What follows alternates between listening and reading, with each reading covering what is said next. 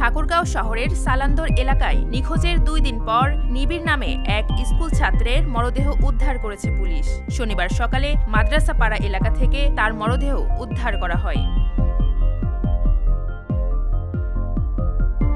জানা যায়, বৃহস্পতিবার বাড়ি থেকে খেলতে বের হয় নিবিড়। এরপর থেকে অনেক খোঁজাখুঁজি করেও তাকে পাওয়া যায়নি। শনিবার মাঝরাতে তার পরিবারের জানালায় বিকট শব্দ করে দুর্বৃত্তরা। রাতে ভয়ে বের না হলেও সকালে বাড়ির পাশের গলিতে নিবিড়ের লাশ উদ্ধার করে তার পরিবার।